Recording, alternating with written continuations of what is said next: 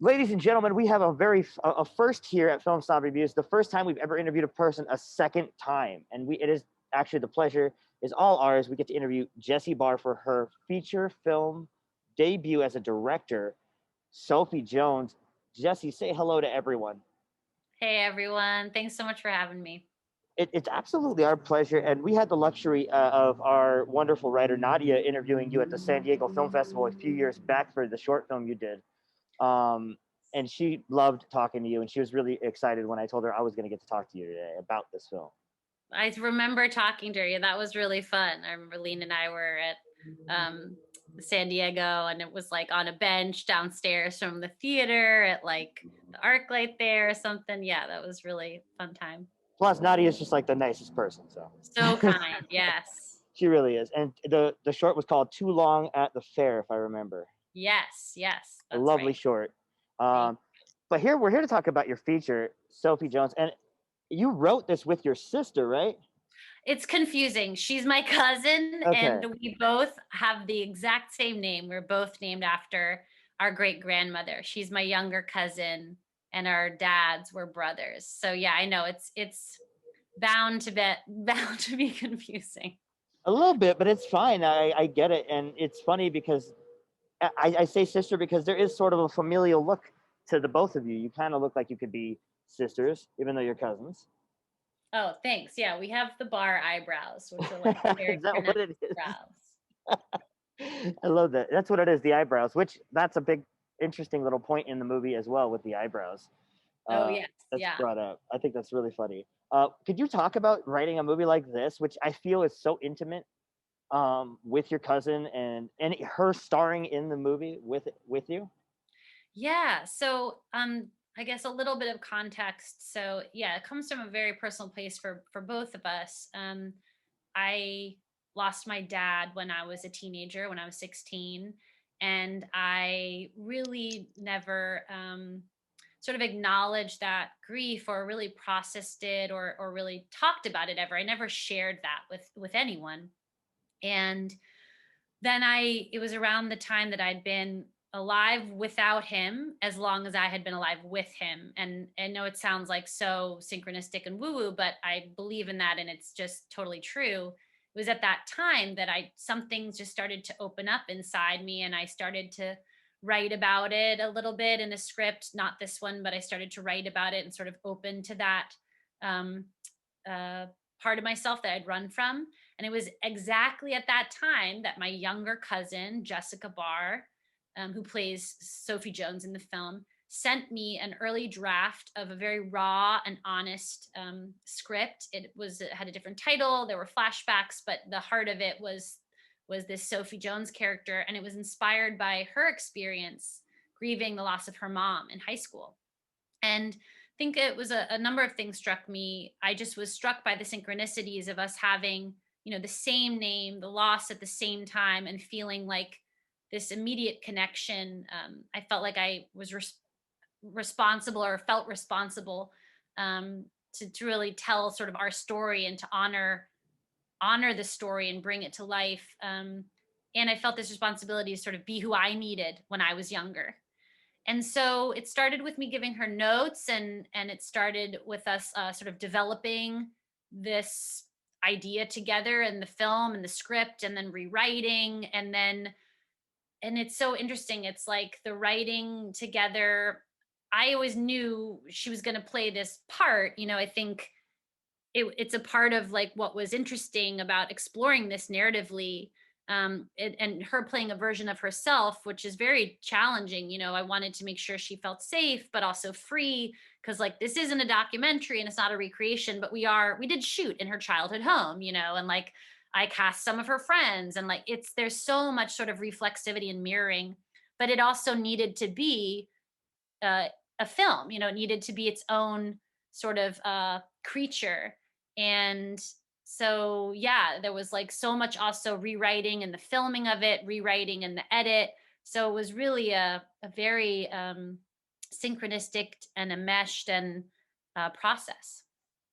That is exactly what comes through on the screen. That personality is there. That closeness that you felt to the project does come out with your direction. A lot of the shots seem very fly on the wall, almost as if we're looking at the world not through Sophie, but with Sophie. You know what I Mm, mean? Does that make thank you. sense? Yeah.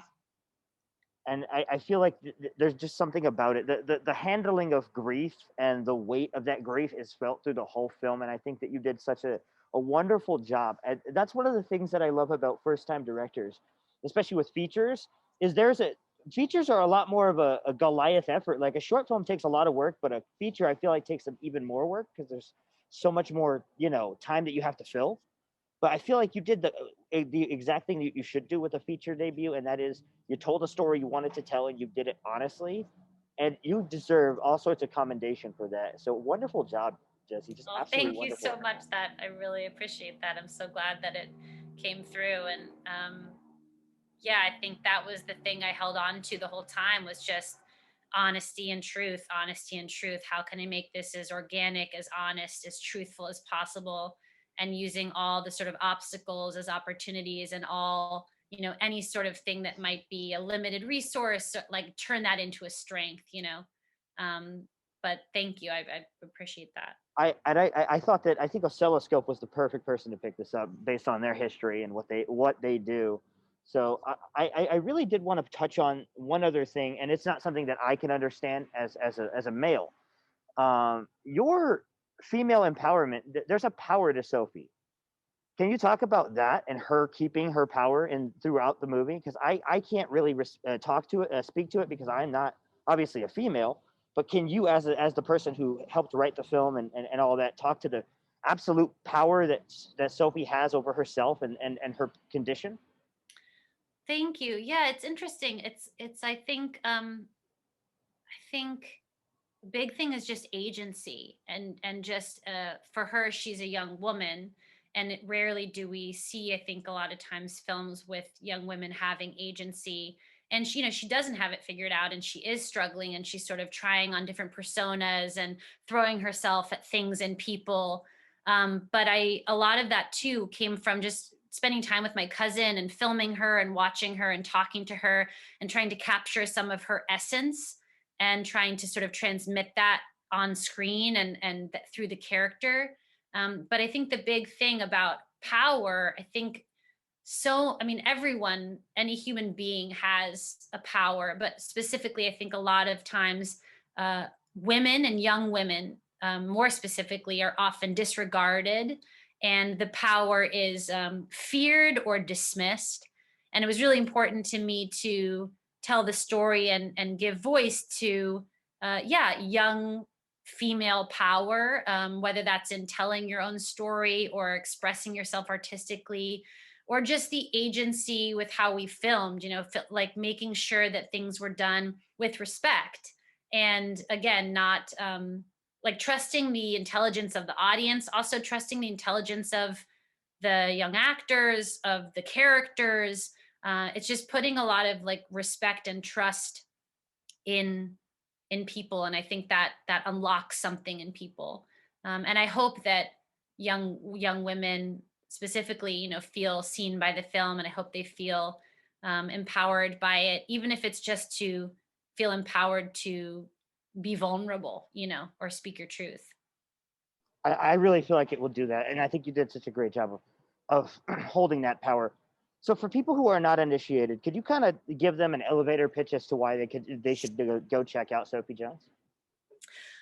So Sophie Jones it's a feature film about grief and girlhood and growing up, but it's also a truly independent film that was made against all odds by a community of people who really believed. And I think it takes you on a journey. I hope it makes people feel seen and less alone. And yeah, and if you're looking for something, hopefully you want to check it out. And it's a crisp 85 minutes. Crisp 85 minutes. That's good. I like that. So we talked about your film, and it's wonderful, and I think everybody should go watch it. But let's get a little bit about you, Jesse. How about that? We're gonna flip. My last two questions are all about you. Who do you look at as inspirations, whether it be as an actor or director or a writer? Who are some people that you look to as inspirations? Yeah, it's funny. I have so many different inspirations in literature and poetry and film. I mean, for this movie, of course, I watched so many coming of age films from, Lucas Moody Son's We Are the Best to, of course, Virgin Suicides, um, you know, 13. I watched Somersault. Like, there's so many films. So, I feel like a lot of my inspiration comes from foreign films, international films, and also documentaries. I'm fascinated by documentaries.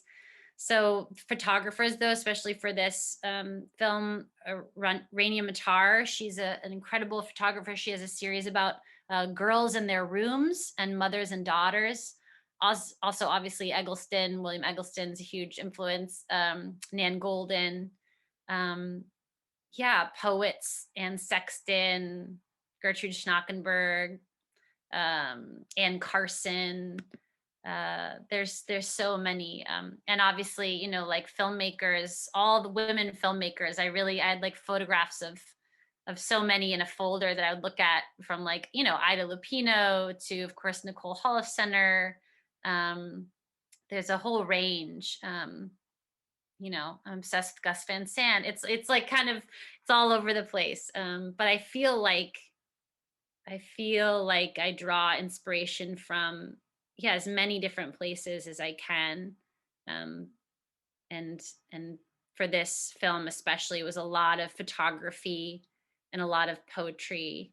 Um, and yeah, documentary films. That definitely comes out. And I was gonna say that you mentioned We Are the Best. That definitely comes out in the soundtrack. That Riot Girls esque soundtrack that you decided to put to the film. Yeah, Well thank you. I done. love I love that I love that film, and I love that just unbridled energy, and that sort of you feel so much and you don't know what to do with it and you don't know where to put it, and it just kind of explodes out of you, and there's something really enlivening about seeing girls rage in a basement, like, Yeah, and so I definitely wanted to try to capture that sonically.